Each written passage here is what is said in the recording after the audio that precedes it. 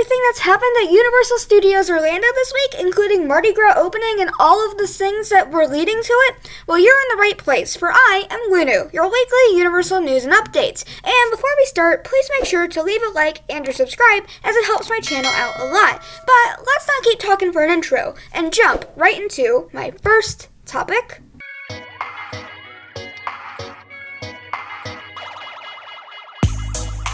Mardi Gras! And what other topic could really start off a video like this one? So starting this off, this week, the Mardi Gras sign at the entrance of the park was placed. This is at the Studios Park, and they always put signs like these when it's like Christmas or Horror Nights. It's just for their events, and it just says their dates.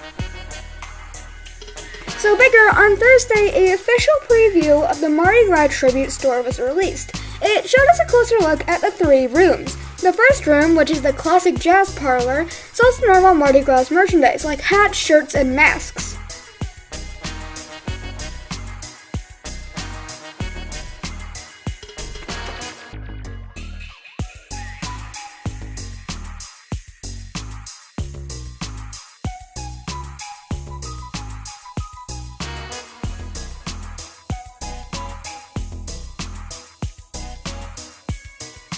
The second room, which is the Captain Burial site, sells a line of pirate-related merchandise. This room also has a moldorama, which is in the shape of a skull.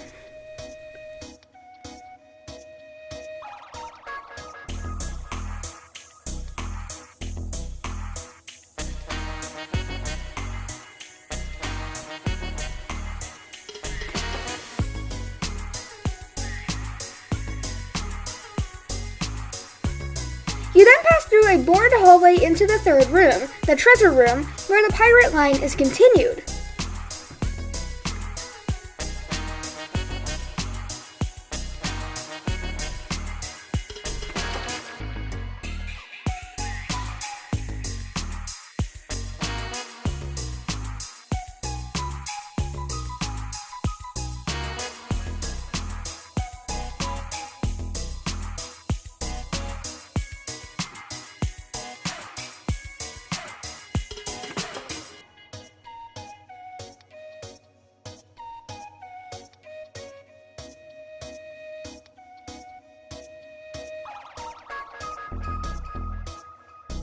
After exiting this room, you then go into a bakery area that was revealed to be Firefly Wit Swamp, where the remains of famed pirate Jean Lafayette's long-lost ship, the Pride, lie. That looks like as if you have 3 things to try. We will see more on those later when the store opens. You then pass through the registers and exit. Also, a few details were added to the tribute store facade around this time, being a frame of flyers and a sign about the Jazz Hall. Next up, a pass holder preview of the tribute store was held on Friday, showing us what the wax skulls look like and a new ship moldorama that we didn't see in the original tour. Along with the bakeries when they are actually open, which in turn showed us the treats of the shop. We will see more about this in the food and restaurant topic. Now, this tribute store is chock full of Easter eggs. However, I'm just going to go over my one favorite one, which is that the handbook of the recently deceased can be seen in a bookshelf. This is just a fun little thing, but there's also a ton of other tributes, so if you actually look through the store, you'll find a lot more. It's called a tribute store for a reason, right? So more news of stands, menus were placed by the soon-to-open food booths on Thursday. I know we're going back in time a little bit here, but it's just something that happened before the event opened. It was also found out that the arches at Cafe La Bamba were just the Spain food stand at its beginning, so no skeleton bar for Mardi Gras, but who knows, maybe we'll get one next Halloween Horror Nights. We only have to wait a year.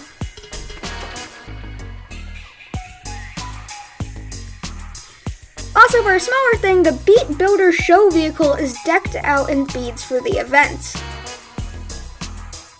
So Mardi Gras opened on Saturday and a ton was found. Just to start off, all the food was released and looks amazing, as you can see in this little montage of the food that is currently playing.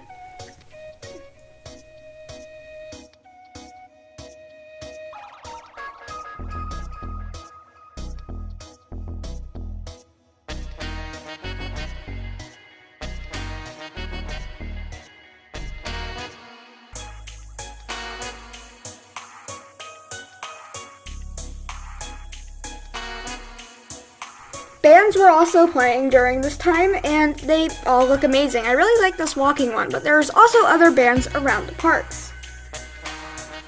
Also, to add to the performers, street performers roamed around the park, and the king, queen of Mardi Gras, everything is all there, all with amazing senses of humor and just happy to be there, which is just one of the amazing parts of Mardi Gras. Floats were put out when Mardi Gras opened, having King Gator in New York, a pirate ship in front of Mel's Drive-In, a riverboat and jester boat over by Music Plaza stage, and a shipwreck float outside the tribute store, along with a pirate shack in San Francisco. Now, all of these floats are moved around over the weekend, so I'm not going to use a bunch of pictures, and these aren't going to be their exact locations every time, but some of them have remained in some of the same areas, so some of them are here, some are moved, it's just wherever they end up being. It seems that the bigger floats stay while the smaller floats move. Also, the way that Mardi Gras will be doing beads was seen, which is that instead of having beads thrown on a parade, they're just thrown off of the floats which are parked around the parks. This is a really good way that Universal has adapted to all of the coronavirus procedures, and I think they did an amazing job. Finally, for Mardi Gras, the scavenger hunt ended up being called the Crew Crawl, where you need to find the skeletons around the park to get a prize, all of which are pretty funny. These skeletons are actually really cool, as I just said, and I like a lot of these, and keep in mind these aren't all of these, so there's a lot more. But if you're here, tell me in the comments which one of these do you like the most. Also for this, there was a prize that was some oversized beads that look pretty cool. And I have to say, even if you're not doing this for the prize, I'm sure it'll be a lot of fun. However, for my next topic, I disappointingly have to talk about something that was fun that is no more. So let's just hop over to my next topic.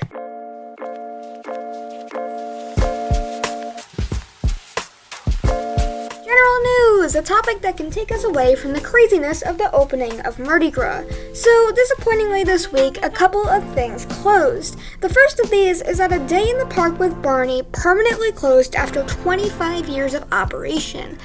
I don't really know how to feel about this because, to be honest, I actually never saw this show.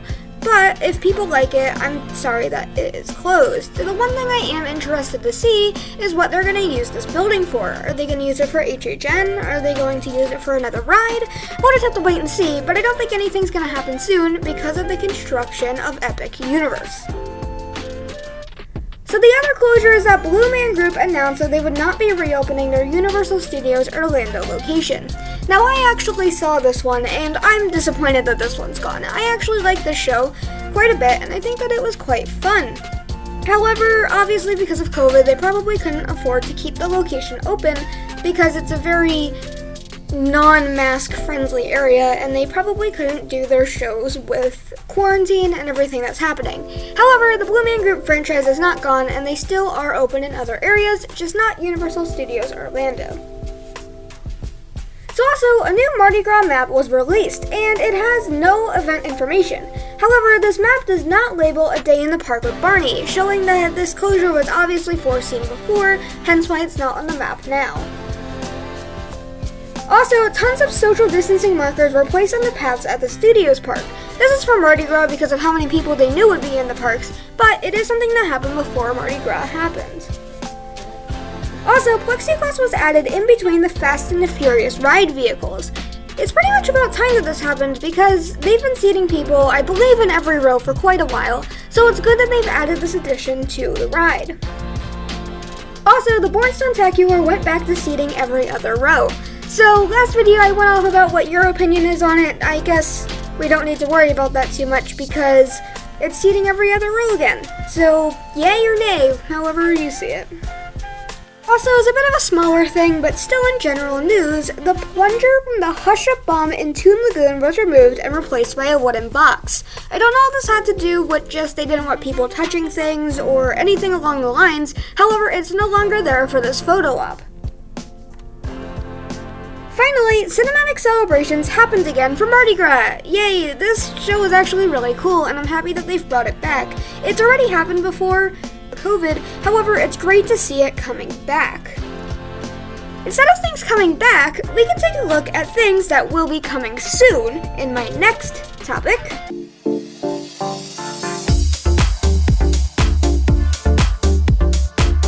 Construction! So what's new on this topic today? Well, Mardi Gras decor started going up all over the parks this week, and it all looks super fun. Most of these that you're seeing now are photo ops, but it is cool that they added them. Also, even more Mardi Gras decor was placed on Friday. Just more and more and more until it opened. So for the Velocicoaster, the raptors on the entrance of the Velocicoaster were unwrapped, showing that they are just normal raptors. Nonetheless, they make the entrance look amazing, and I don't think anyone can deny this. I mean, who wouldn't want to see raptors when they enter a ride? I mean, when it's about velociraptors. So, scaffolding in multiple areas was seen on Popeye's bilge barges as it is getting its scheduled refurbishments. Obviously, they have to do some painting or fix things, so this is why this is all here. Also, construction walls for when it was closed covered the entire path area near it, and also blocked Wimpy's burger stand. So, if you want a burger like this, you'll actually have to go to Krusty Burger in the Simpsons land. Or Springfield, as some like to call it.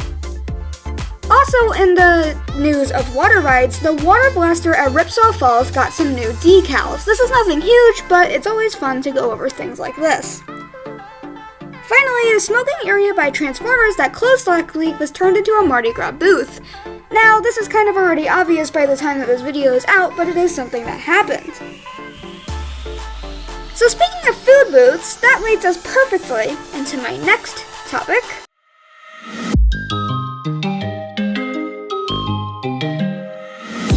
Food and restaurants, the topic where if you want the entire menu of Mardi Gras, you're gonna have to watch another video because I am not saying that entire thing again. So, this week, it was seen that the Mardi Gras Tribute Store Bakery has tons of treats. These all seem to be foods from the Christmas event rethemed to fit the Mardi Gras theme, and with some different flavors, of course.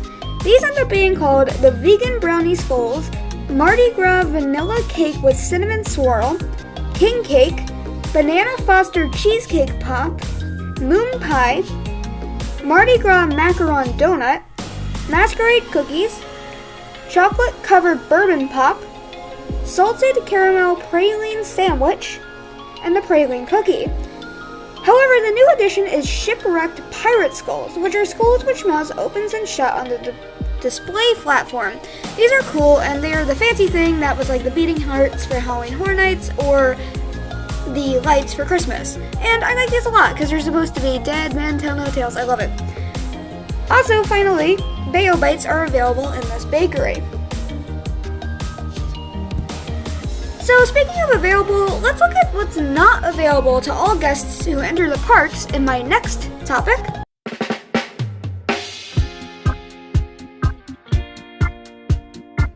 Yoop News, better and actually known as Universal Orlando Annual Pass Holder News. So, this week, the February King Gator button was released. This is a cool button, and you can add it to your collection. However, unlike other weeks, I actually have a bunch more on this topic after the button.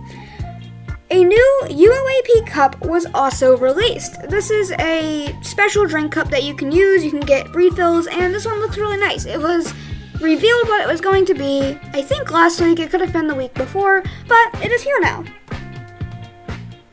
Also, a new UOAP Mardi Gras shirt is now sold in the UOAP Lounge. I understand my sentences are using UOAP a lot, but when everything is based off of pass holders, it's kind of what it ends up being. But, cool shirt, yay! Also, a UOAP Tasting Lander was introduced and gives pass holders 15 meals for $65 plus tax on select locations in the parks.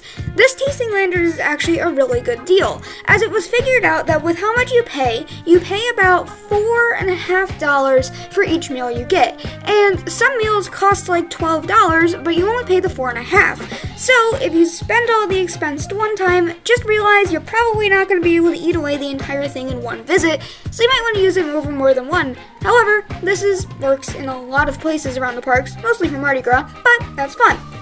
Speaking of things that you can buy, we can go on to my final topic.